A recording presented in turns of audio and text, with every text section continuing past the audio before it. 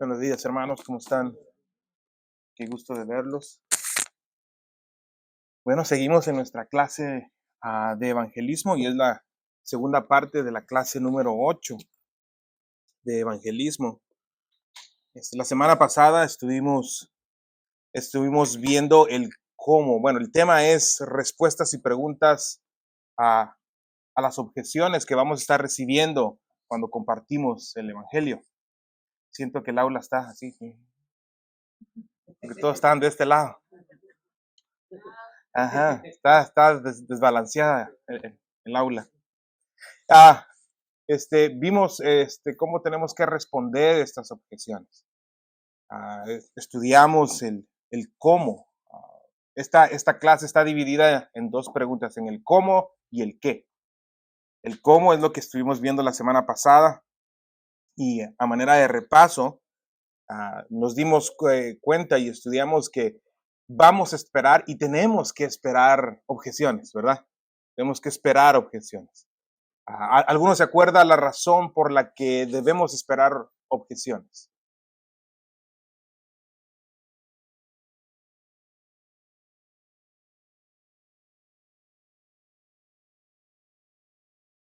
Sí, sí, hablamos de eso. ¿En dónde está su fe? Ujú. Pero la pregunta es, ¿por qué vamos a esperar objeciones? ¿Por qué tienen ellos preguntas? ¿Por qué van a rechazar el mensaje?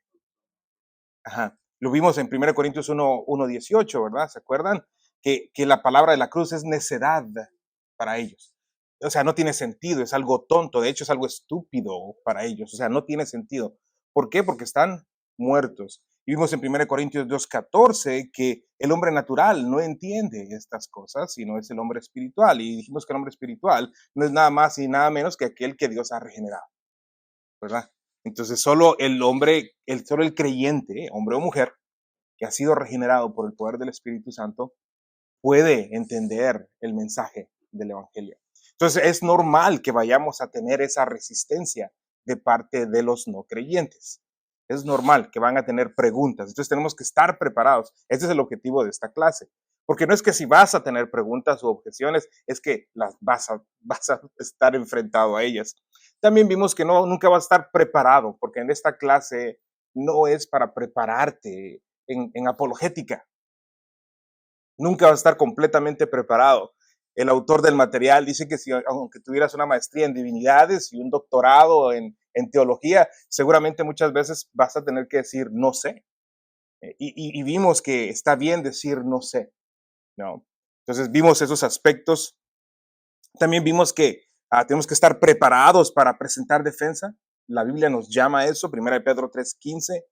De ahí viene la palabra famosa apología, para apologética, que es presentar defensa. Tenemos que hacerlo, pero tenemos que hacerlo ¿de qué manera?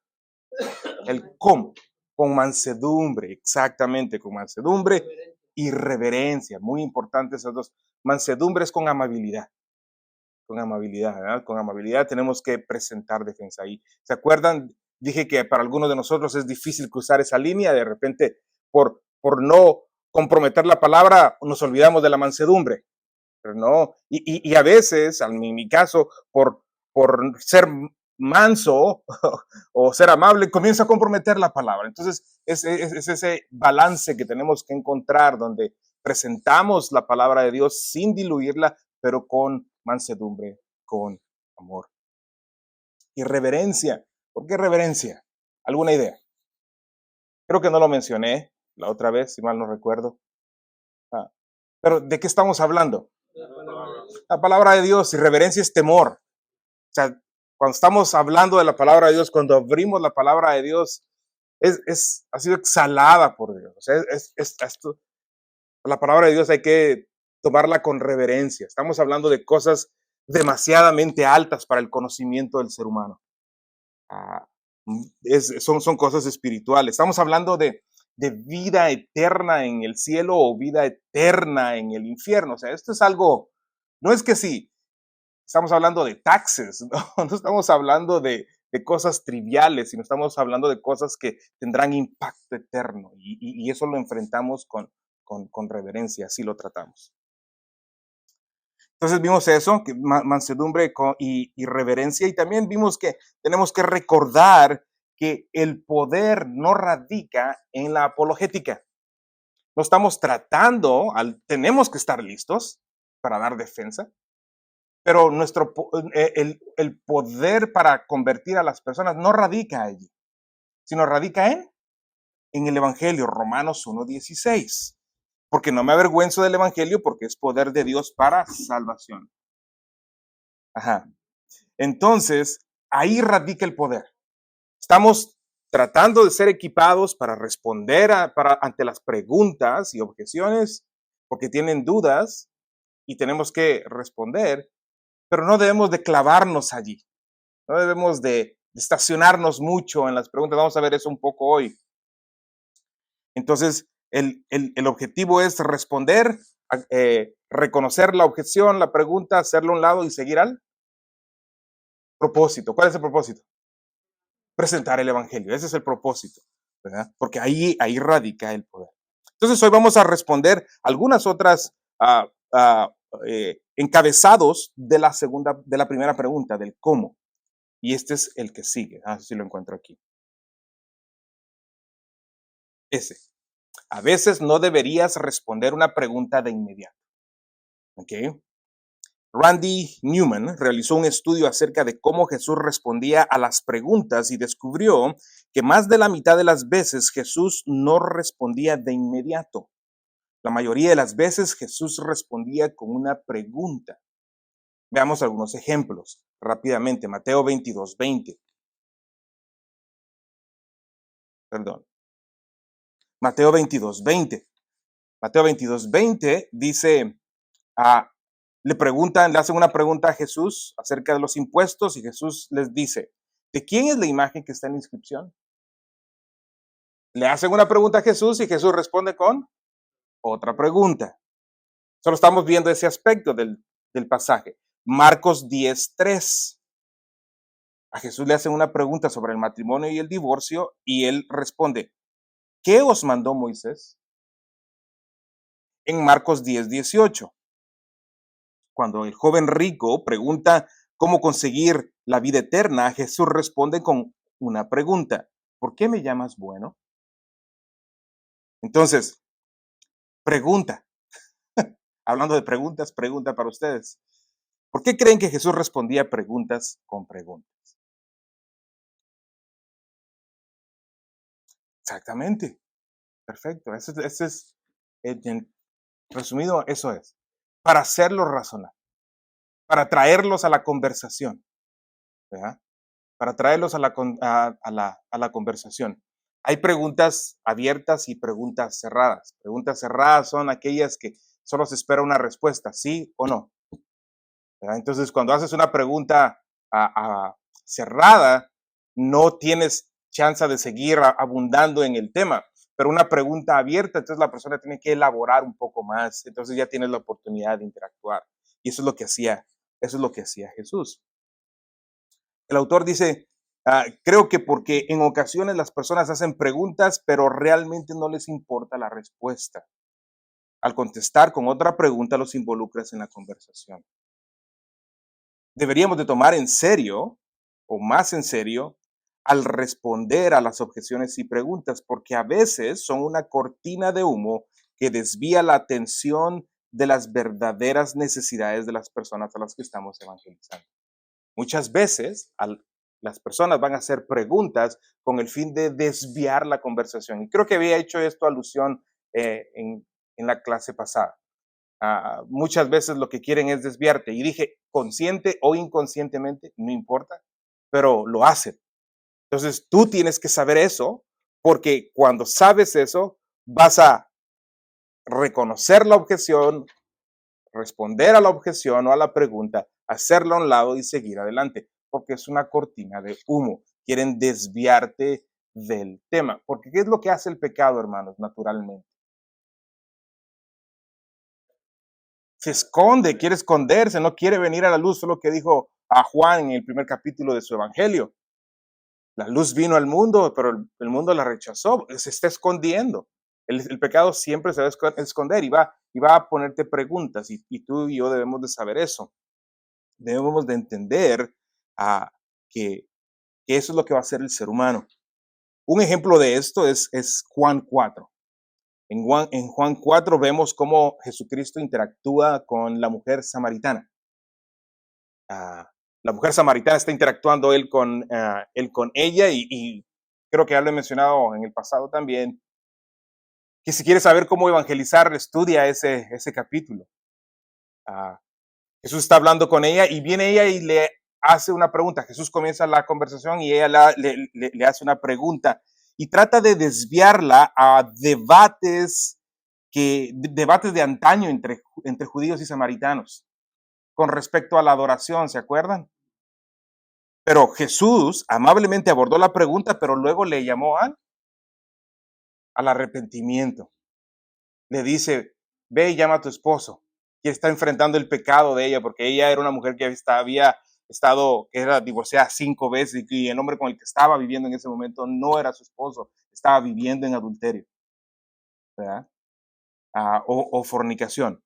Entonces, Jesús le tiran esta pregunta, responde la pregunta, pero regresa otra vez al punto. ¿Ok? Esto es un buen ejemplo. Deberíamos de pedirle a Dios sabiduría para saber cuándo debemos enfocarnos en estas preguntas. Cuando hay un verdadero deseo o la pregunta es genuina de parte de la persona con la que estamos compartiendo. Si no tiene sentido la pregunta o sabes tú, estás identificando que lo que quieres es esconderse, sí, amablemente reconoce la pregunta, respóndela si puedes y sigue adelante. Pregunta, ahora tengo yo duda y les pregunto a ustedes, ¿alguna vez cuando han compartido el Evangelio se han enfrentado a preguntas o ese tipo de preguntas? Les pregunto, ¿quieren compartir alguna experiencia? Sí.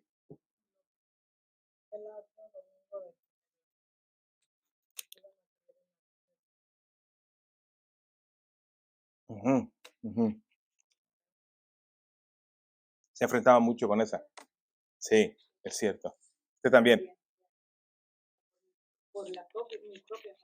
Sí, es cierto.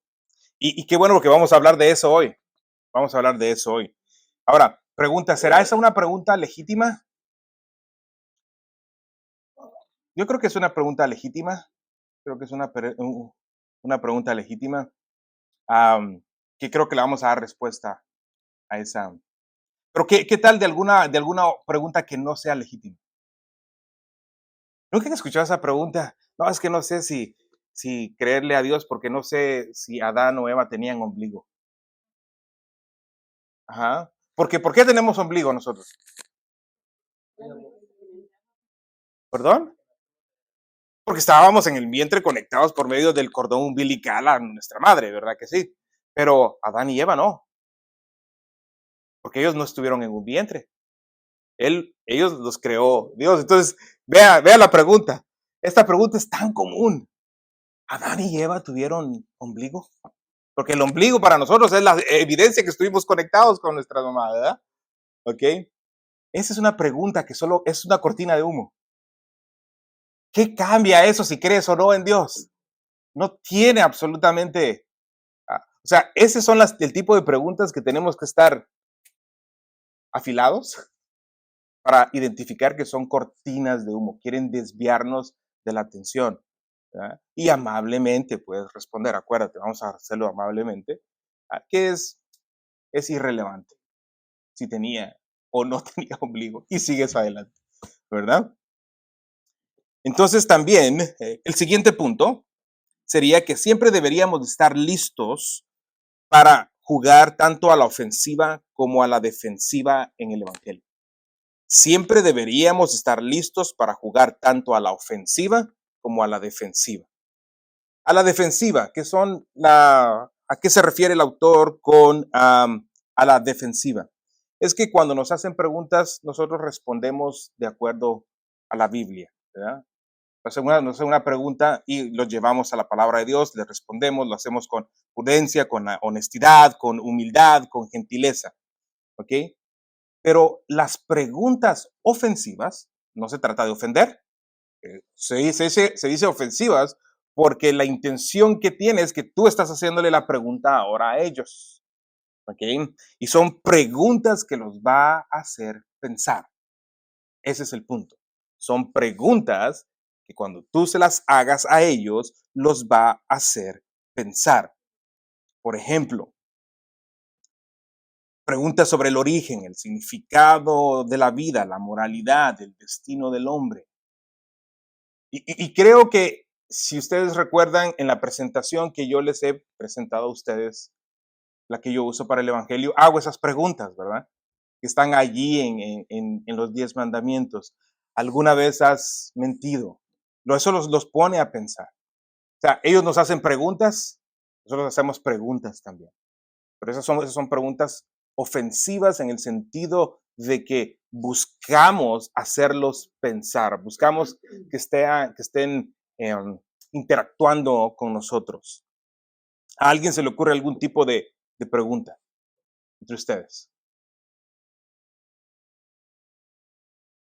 Ujú,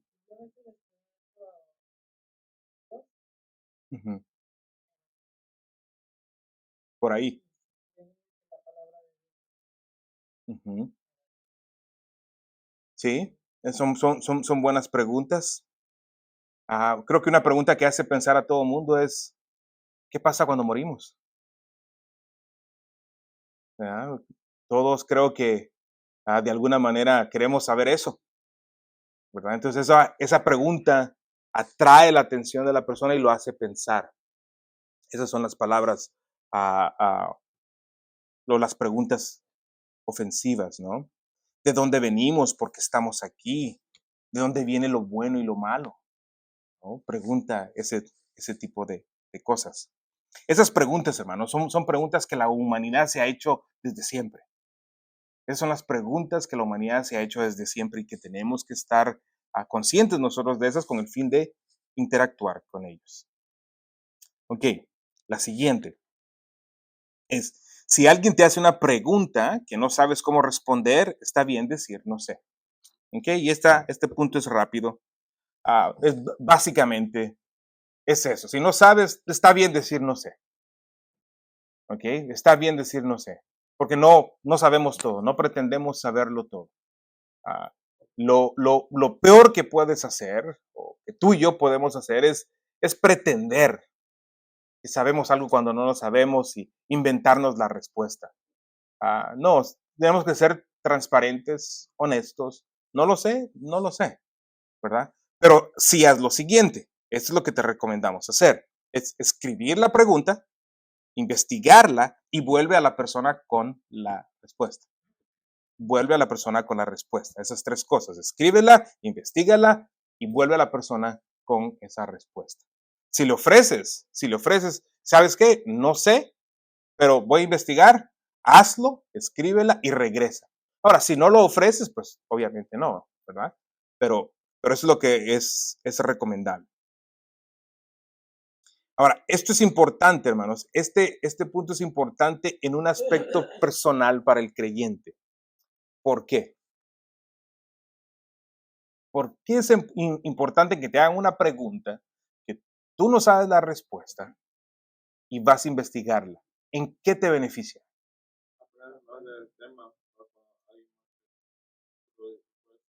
Ujú, sí, eso es uno.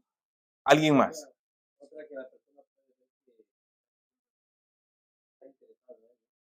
Sí, sí, sí, pero el beneficio para ti mismo, que vas a investigar la pregunta, ¿por qué? Uno de los beneficios para ti, conocimiento. Va a fortalecer tu fe, va a fortalecer tu fe. Me acuerdo, hermana, de la pregunta que le hicieron, y usted nos expuso la semana pasada de Apocalipsis 12, ¿verdad? ¿Ok? Usted debería de sentarse y, bueno, no lo sé, voy a estudiar esto. ¿Qué va a hacer eso? Va a fortalecer su fe. Eso es lo que va a hacer. investigar ese pasaje, hacer preguntas, hacer anotaciones, estudiarlo, usted va a poder responder a la pregunta, pero lo que hizo en ese proceso es que usted fue fortalecida en su fe. Tomemos eso como una ventaja para nosotros. ¿Okay? No tengamos miedo a decir no sé, no tengamos miedo a hacerlo. Ok, y con eso terminamos la primera del cómo. Ok, esta sección o esta clase está dividida en dos secciones, el cómo, y ahora vamos a ver el qué. El cómo ya terminó, esta es la segunda parte, y es qué debemos decir a las objeciones y respuestas, y vamos a ver algunas de ellas. Ok, vamos a ver alguna de ellas. Veamos la objeción común número 1. Ahí está, la objeción común número 1. Ahora, es importante que respondamos a estas preguntas y objeciones porque el objetivo es ayudar a la gente a superar sus obstáculos en la fe. ¿Okay? Hermanos, creo que hice la alusión la semana pasada de que sabemos que lo único que transforma y convierte y salva es el Evangelio. No nos apoyamos demasiado en la apologética, porque en eso ahí no existe o no radica el poder.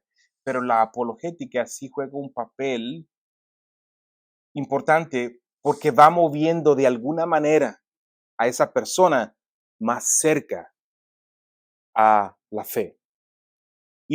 ¿Se acuerdan la pregunta que les hice la semana pasada? De si tú respondiste inmediatamente al Evangelio.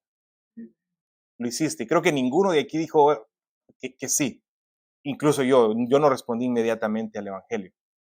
Entonces, es posible que por medio de conversaciones, por medio de responder preguntas, vas acercando a esa persona más cerca de ser creyente. ¿Ok? A Pablo le pasó. Pablo hubo un tiempo específico donde tuvo una experiencia con Jesucristo.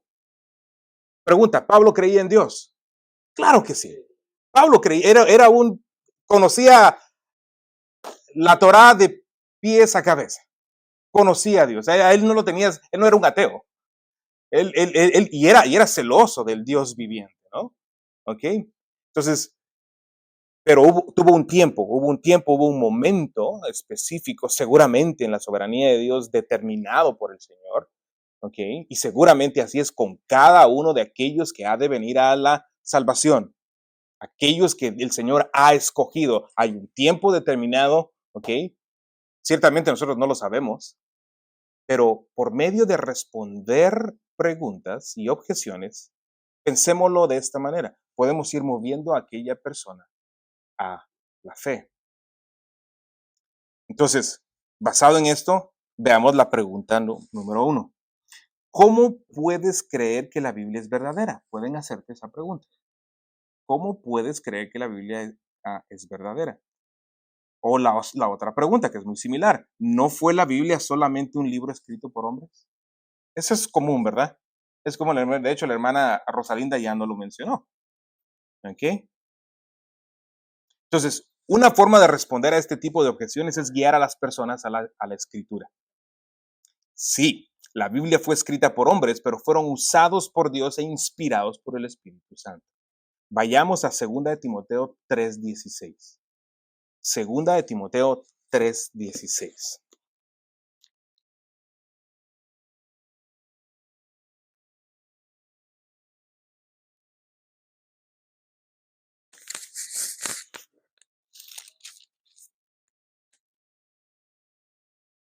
Es un pasaje que todos nosotros deberíamos de conocer, debería estar grabado en nuestras mentes. ¿Ok? Porque es un pasaje excelentísimo para demostrar la suficiencia, el origen de las escrituras. Y dice Pablo a Timoteo, toda la escritura es inspirada por Dios y útil para enseñar, para redarguir, para corregir, para instruir en justicia. Ok, donde me quiero enfocar en este pasaje es en la palabra inspirada, inspirada.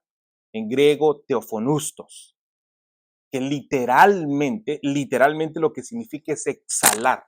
Eso es lo que significa. Exhalar. Cuando usted habla, usted está exhalando. Inhalar, está inhalando aire. Cuando usted habla, está saliendo aire de su boca, ¿verdad? Eso es exhalar. Entonces, la palabra de Dios, véanlo el texto conmigo, dice que toda la escritura, grafos, la escritura, es inspirada, ha sido exhalada, ha sido hablada por Dios. Eso es lo que está diciendo. Toda la escritura ha sido hablada por Dios. Acuérdese, usted le está mostrando con la Biblia, ¿ok? Su trabajo no es convencerlo, ¿verdad? Su trabajo es persuadirlo. Usted le pone esto y el Señor es el que se encarga de abrir los ojos de esa persona o no. Su trabajo es persuadirlo con la verdad. Literalmente la palabra que usted está viendo aquí fue exhalada, fue hablada por Dios. ¿Ok? Ahora vayamos a segunda de Pedro 1:20.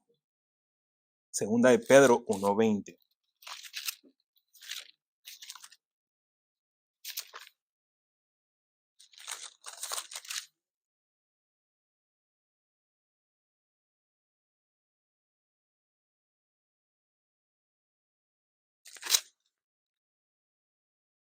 Y segunda de Pedro 1:20. Perdón, no es segunda. Sí, es segunda de Pedro. Yo estoy mal aquí en primera de Pedro. Es segunda de Pedro 1:20. Aquí está. ¿En qué? Segunda de Pedro 1:20. Dice, entendiendo primero esto, que ninguna profecía de la Escritura es de interpretación privada, porque nunca la profecía fue traída por voluntad humana, sino los santos hombres de Dios hablaron siendo inspirados por el Espíritu Santo. Aquí me quiero enfocar una vez más en la palabra inspirados. Ahora, esta palabra, la traducción de inspirados, no es la misma palabra en hebreo teofonustos. Es diferente. Es feromedei. Esta significa que, o tiene la idea de ser llevados por, de ser guiados por, de ser influenciados por. Entonces lo que dice que los hombres que hablaron de parte de Dios fueron llevados, fueron influenciados por Dios mismo a través de su Espíritu Santo, por el Espíritu Santo, a escribir la palabra de Dios. Entonces, incluso esta imagen es la misma que se utiliza, o la palabra esta es la misma que se utiliza para denotar cuando un barco va en el mar y está siendo llevado por el viento, está siendo dirigido por el viento. Se utiliza la misma palabra. ¿Ok? Entonces vemos que los hombres que escribieron la Biblia fueron, ¿qué? Movidos por Dios. ¿Ok? No nació de ellos, y ese es el argumento de Pedro. Entendiendo primero, véalo ahí conmigo en el versículo 20, entendiendo primero esto, que ninguna profecía de la Escritura, hablando de toda la Escritura, es de interpretación privada, es decir, no nació en Pedro, no nació en Juan, en Pablo. Fue inspirado, fue llevado de parte del Espíritu Santo a escribir eso. Ahora, es cierto, no es que Pablo y Pedro se sentaron y Dios les comenzó a dictar. No, no. Eso es uno de los grandes misterios, porque ciertamente podemos decir sin lugar a dudas que la escritura fue 100% escrita por hombres, es cierto. Pero Dios los llevó a escribir eso. Es decir, cuando Pablo escribe Romanos, él está convencido de lo que está diciendo. Eso es lo que él está pensando. Eso es lo que él está argumentando. Esa es la convicción de su corazón. Lo mismo con Juan, lo mismo con Pedro. Pero esa convicción, ¿quién la dio? Es Dios. Es esa mezcla que en nuestras mentes, en algunos es difícil entenderlo y no tenemos por qué entenderlo, pero tenemos que aceptarlo, creerlo. ¿Ok? Entonces, hablando de la escritura, podemos hacerlo por medio de estos pasajes. También podemos argumentar que la Biblia no es un libro que una persona hubiera podido o que hubiera podido escribir. Es imposible. Es imposible. Escuche estos datos. Escuche estos datos. Son 66 libros escritos por 40 autores humanos diferentes durante un periodo de 1500 años que atraviesan 10 períodos de civilización que abarcan 3 continentes. Y todos estos escritos están en perfecta armonía. Todos están en perfecta armonía. Esto no pudo ser obra del hombre. Es imposible. Es imposible. Ahora, explicar todo o parte de esto sería una forma de responder a la pregunta que se te hicieron. ¿Ok? Pero también hay otra manera de responder a esa pregunta. Con una pregunta o ofensiva. ¿Ok? ¿Te acuerdas? Lo vimos hace un ratito. Tenemos que no solo preguntas defensivas, sino ofensivas. ¿Cuál sería la pregunta? Aquí.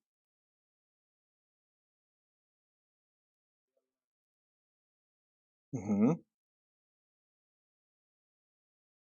Ahora, el objetivo de esta pregunta que vamos a hacer en un momento sería para reconocer la posibilidad de la existencia de la escritura.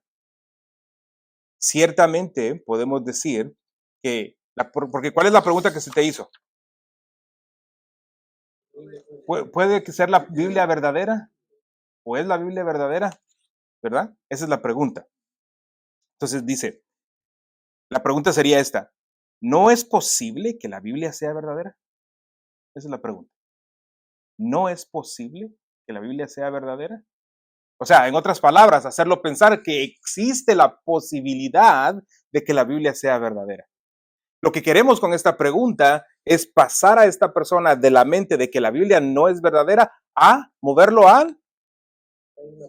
exactamente, moverlo a la posibilidad, a poner eso en su mente que existe la posibilidad de que la Biblia sea verdadera. Ese es el punto de la pregunta.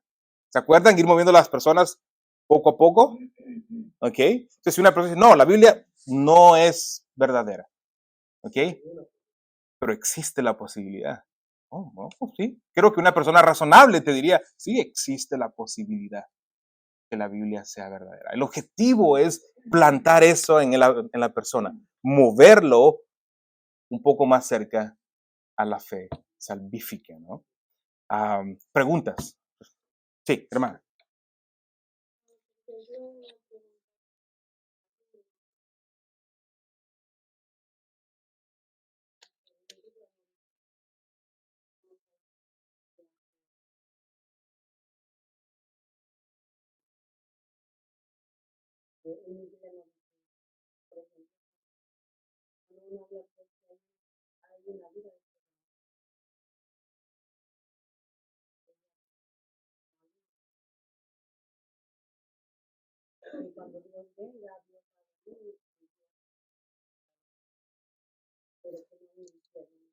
Sí,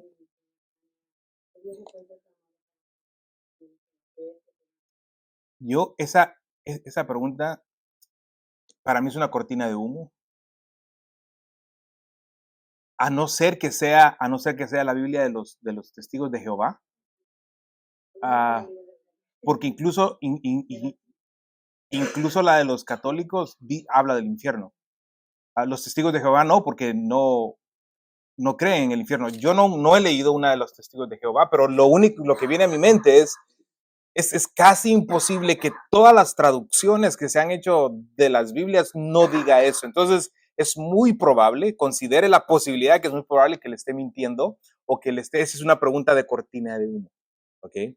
Am, a no ser que sea de los testigos de Jehová. Los testigos de Jehová, ellos literalmente han cambiado el significado de las palabras, literalmente. Tienen su propia versión. Esa no es la palabra de Dios, porque han alterado el contenido. Entonces, si fuera testigos de Jehová, le dijera precisamente eso, precisamente lo que le acabo de decir, con respecto a que esa Biblia lleva el nombre de Biblia, pero está completamente alterada. La historia, hermanos, la historia. Tenemos 2000 años de historia del cristianismo y ellos acaban de averiguar que no hay infierno. cuando la historia, Cristo mismo habla del infierno más que de cualquier otro tema. O sea, sí, el argumento no es sólido. Pero como una vez más, no queremos pelear, ¿verdad? Sino amablemente, con mansedumbre, les decimos que no.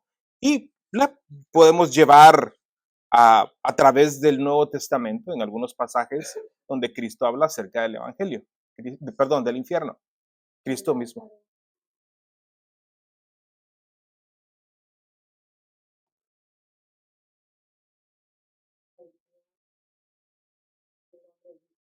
Ujú. Estaba en un lugar de tormento, ¿verdad? Sí.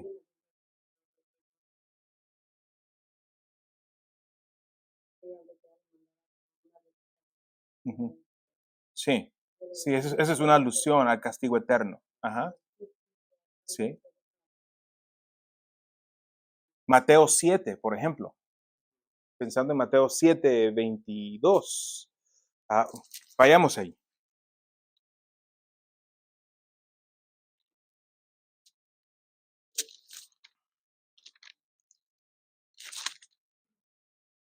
El infierno está por todos lados en la Biblia, hermanos. Es innegable. Eso es. Usted sabe de inmediato que le están diciendo algo para desviarlo. Am, entonces, yo le aconsejaría no se entretenga ahí o utilice eso como una entrada para hablar del, del Evangelio. Utilice esa misma pregunta. Utilice esa misma pregunta para entrar. Um, ok. Let me know next time. Sí, hermano.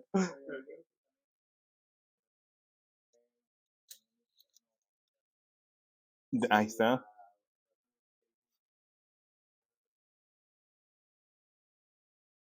Ujú. Sí. Ah, ve- veámoslo desde versículo 21, capítulo 7 de Mateo, versículo 21. No todo el que me dice Señor, Señor, entrará en el reino de los cielos, sino el que hace la voluntad de mi Padre que está en los cielos. Muchos me dirán en aquel día. Ahora, para nosotros aquel día es foráneo la idea, pero no para el judío de este tiempo. Aquel día es el día del Señor, este es el día del Señor. Ellos saben de qué está hablando Cristo. Ellos saben perfectamente de qué está hablando, ¿ok? Porque todo el Antiguo Testamento habla del día del Señor, este día de juicio, ¿no? En aquel día me dirán, Señor, Señor, no profetizamos en tu nombre y en tu nombre echamos fuera demonios, en tu nombre hicimos muchos milagros, entonces les declararé, jamás los conocí, apártense de mí los que practican la iniquidad. Y cuando usted sigue leyendo, dice, en aquel día será el rugir de dientes, el crujir de dientes. ¿Qué significa crujir de dientes? ¿Cuál es la idea detrás de eso? Eso es un, exacto, dolor, ese es castigo, sufrimiento, ya, eso es dolor y sufrimiento. Entonces, yo identificaría esta pregunta como una cortina de humo, más sin embargo la respondería lo mejor que puedo y seguiría adelante para presentar el Evangelio. Ujú. ¿Ok? Sí, hermano.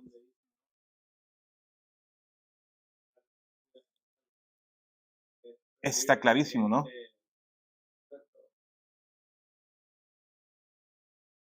Sí, eso está abundantemente claro.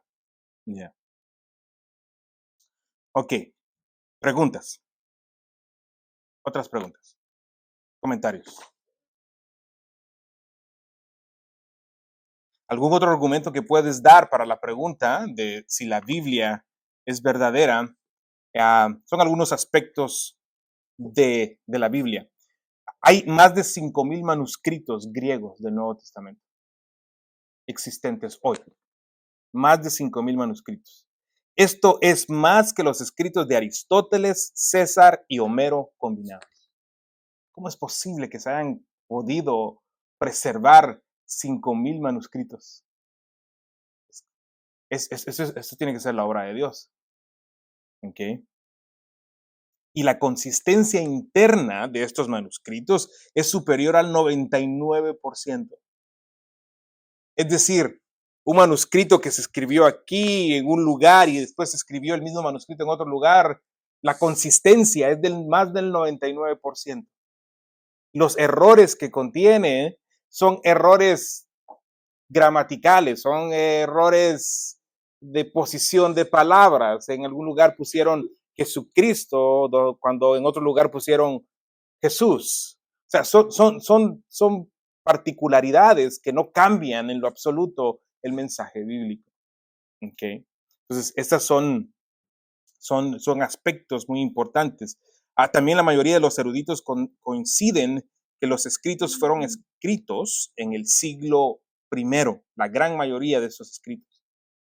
Es decir, que esos 5,000 manuscritos tienen más de 2,000 años. ¿Cómo es eso posible? Que los tengamos todavía aquí. ¿Quién los preservó? El Señor los preservó. ¿Okay? Y esto también implica que las personas que, que las personas que estuvieron vivas durante la vida de Jesús pudieron haber refutado los escritos, es decir, algunas otras personas pudieron haber escrito esto que están diciendo no es verdad y no hay ningún documento que diga tal cosa. O sea, no hay evidencia contraria de la historia que nos diga que estos manuscritos o que la persona de Cristo no existió. Entonces son aspectos. También la historicidad de los nombres y lugares en la Biblia. Las excavaciones arqueológicas continúan demostrando los relatos históricos de las cosas bíblicas. ¿Okay? Aunque una vez más, y aquí quiero tener cuidado porque podemos responder estas cosas y estarían bien, pero nosotros sabemos que no necesitamos de un artefacto arqueológico para que nosotros, no, para que nosotros creamos en la palabra de Dios. ¿Okay? Nosotros creemos en la palabra de Dios porque somos creyentes. Por eso creemos. O sea que no estamos esperando hasta que salga por ahí un artefacto arqueológico para poder creer. ¿Okay? Pero acuérdate, estamos hablando con incrédulos. Ok, veamos la segunda pregunta. ¿Qué pasa con el problema del mal? ¿No te han preguntado eso? ¿Por qué existe el mal? ¿Por qué si Dios es tan bueno? ¿Verdad? Es la pregunta tan común. ¿Por qué si Dios tan bueno permite el mal? ¿Okay? ¿Alguna sugerencia de cómo podría responder esa pregunta? Aparte de Javier. Hermana, por el pecado. Ujú. Javier. Cuando me hacen esta pregunta les digo, imagínate que mañana Dios se desquiciera de todo lo, Dios se desquiciera de todo lo, no, pues sí, imagínate que mañana se desquiciera Dios de todos los adúlteros, los que tenían pornografía. ¿Te das cuenta de por qué Dios no ha hecho del mal? Que está esperando a que se... Sí, sí, sí. Es un buen argumento. Excelente. El autor habla de lo mismo que tú estás hablando y dice él, yo le preguntaría, ¿de cuánto mal quieres que se deshaga Dios? ¿Verdad? Para ponerlo a él, sentarlo en el, ok, tú eres tan malo como del mal que tú estás hablando. O sea, que tú estás hablando de ti mismo. ¿Verdad, hermana?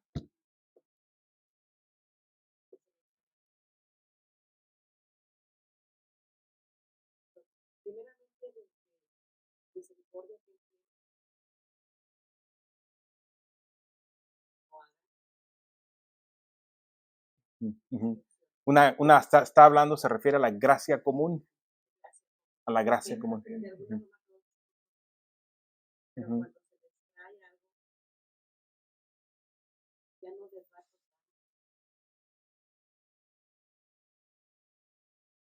Sí, sí, sí,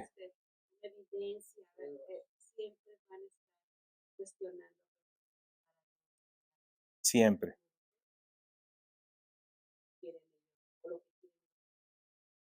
Sí,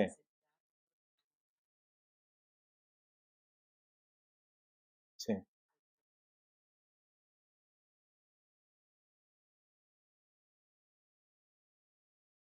Sí, estamos buscando una vez más tratar de responder a la pregunta, ¿verdad? Sin acampar en la pregunta, sino solo para hablar de ella. Un buen pasaje que podemos utilizar para hablar acerca de la soberanía de Dios, porque creo que tenemos cuando hablamos del mal, oh, gracias. Am, cuando hablamos del mal, tenemos que hablar de la soberanía de Dios. Tenemos que hablar de la santidad de Dios. Dios no es el autor del mal, no, no es el autor del mal. Y eso es un misterio en la palabra de Dios porque Dios no es el autor del pecado, mas el pecado entra. Y si Dios es soberano, Dios tenía conocimiento de esto. Y Dios es soberano. El control absoluto de todo esto. Absolutamente. No es que se le pasó. Híjole, se le metió el pecado, no se dio cuenta. No, no, no puede ser así. Porque en el momento que vemos a un Dios así, ay, él está como ajeno a la situación, entonces Dios deja de ser Dios. Está limitado. Y no es así. ¿Ok? Entonces nosotros tenemos que entender que Dios es completamente soberano. No 99.9999, no. Es 100% soberano. ¿Ok? Génesis 50:20 habla acerca, si podemos ir para allá, habla acerca de lo que le sucedió a José.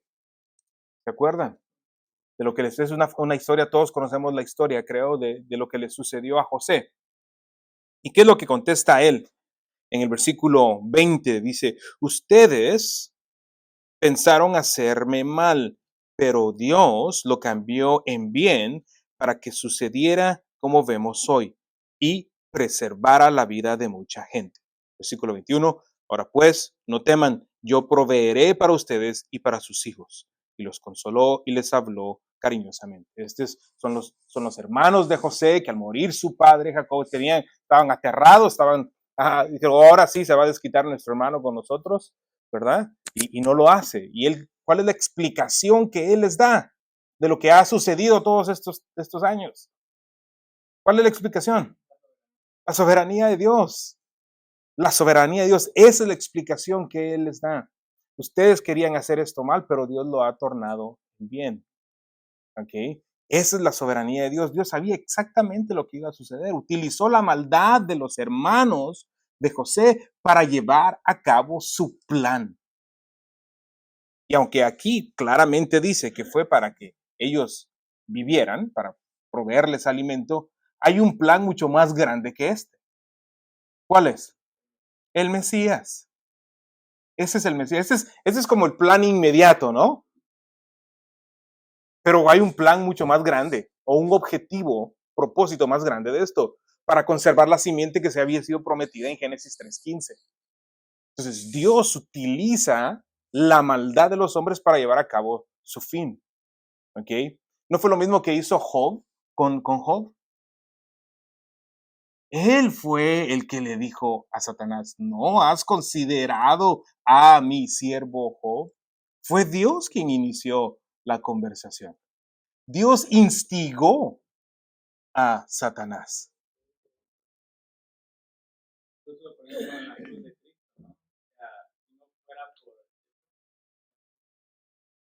Exactamente.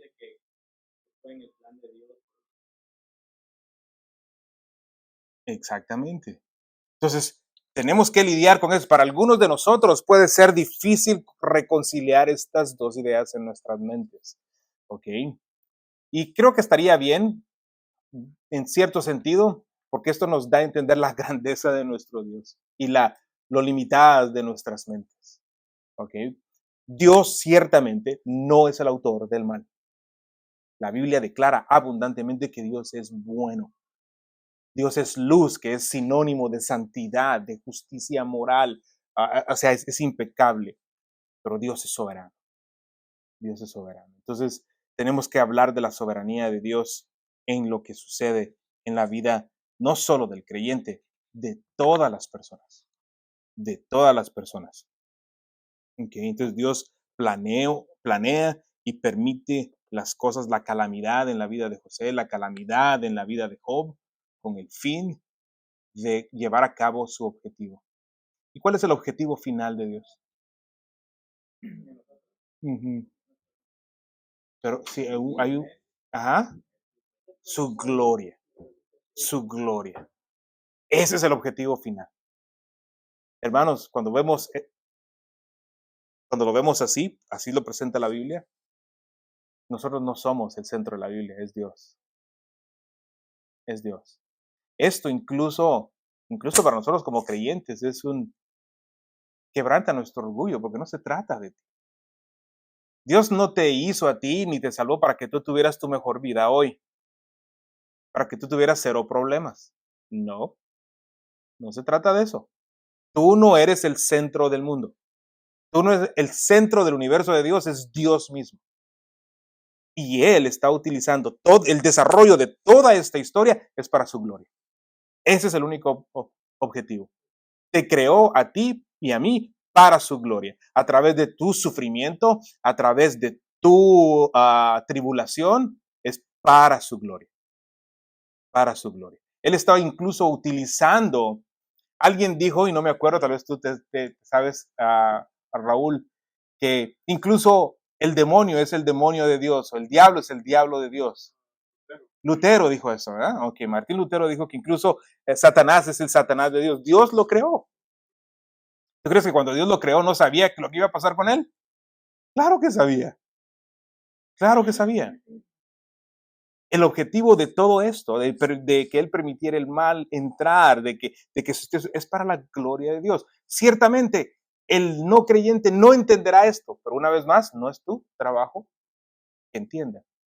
Tú estás respondiendo a la objeción, hazla a un lado y sigue adelante. Porque ese no es el verdadero, aunque le traigas, como bien dijo la hermana, aunque le traigas toda la evidencia, si te acampas en ese lugar, vas a perder tiempo valioso que pudieras estar presentando el Evangelio, porque ese es el poder de Dios para salvación. Bueno, David, levantar su mano.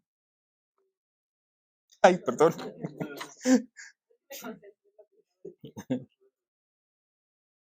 Ya. Ok, y la última, ¿cómo sabemos si Dios existe? ¿Cómo sabemos si Dios existe? ¿Puedes probarme que Dios existe? ¿Perdón? Ahora, tienes tienes dos pruebas. Tienes la creación todo alrededor, pero también tienes la conciencia. Que la conciencia es que el Espíritu Santo y la conciencia trabajan juntos. Que Dios da la Ujú, conciencia. ujú. Sí, excelente. Pero puedes comenzar diciendo que no te puedo probar que Dios existe. Exactamente, exactamente. Nadie puede probar que Dios no existe. Nadie puede probar que Dios no existe. Y eso es un hecho. Ninguno puede hacerlo, ¿no? Hermana,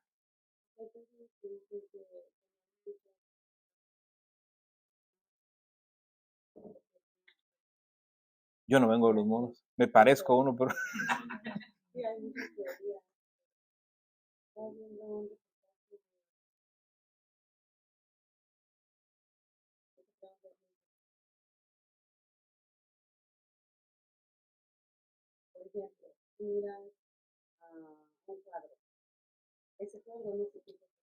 sí.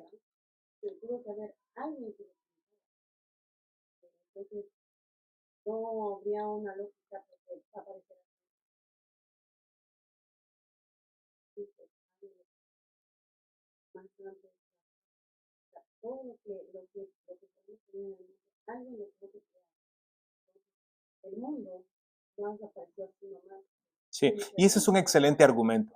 Es un excelente el argumento del creador. Sí, sí, sí. El autor. Sí, sí. Ujú, exactamente. Ese es un principio científico. Ajá. Ya. Y ese es un excelente argumento, hermana. Ese es un excelente argumento. Por falta de tiempo, solo apunta en Salmo 19:1. Apunta a la creación. Apunta a la creación. También Romanos 1:18, lo que Raúl estaba diciendo en un momento, ¿no? Estas son algunas de las evidencias. Salmos 19:1 Ahí está en la pantalla. Salmos 19:1 y Romanos 1:18 al 32. Estos dan argumentos de la existencia de Dios, ¿verdad? Entonces, hermanos, ciertamente esta no fue una clase de apologética, donde ustedes van a salir ahora sí, voy a ir a defender la fe. No, no sé si alguna vez vamos a estar preparados 100%, creo que no. Y eso está bien porque dependemos del Señor. Que esto no le detenga. No quiero decir con esto, y este curso de evangelismo no ha sido con el objetivo de que vamos a pasar todo el curso y hasta que usted pase todo el curso, entonces está listo. No, hoy usted tiene que ir y hacerlo. ¿Ok? Creo que hemos tocado lo básico. Resumo, las objeciones existen, las preguntas existen. Tratemos la mejor manera de responderlas. Si no sabemos, digamos honestamente, no sé. Haga la anotación, investíguela, aproveche esa investigación para su propio crecimiento, regrese con la persona, responda la respuesta, mueva la respuesta, siga el objetivo de presentar el Evangelio, ¿verdad? Este tema, hermanos, es súper importante, lo he dicho una y otra vez. Para eso existimos, para compartir el Evangelio con otros, a llamar al Señor, a llamar a los elegidos del Señor a la salvación. Amén. Ok, vamos a terminar entonces orando, dándole gracias al Señor. Padre, te damos gracias, Señor, por tu misericordia. Tú nos has permitido hoy, Señor, abrir tu palabra y ver cómo podemos responder a las preguntas y del cómo debemos responder a las preguntas. Ciertamente esto intimida, pero nosotros no estamos contando con nuestra habilidad personal, con nuestra inteligencia incluso. Confiamos que la salvación es meramente tuya a través de tu evangelio, del poder del evangelio.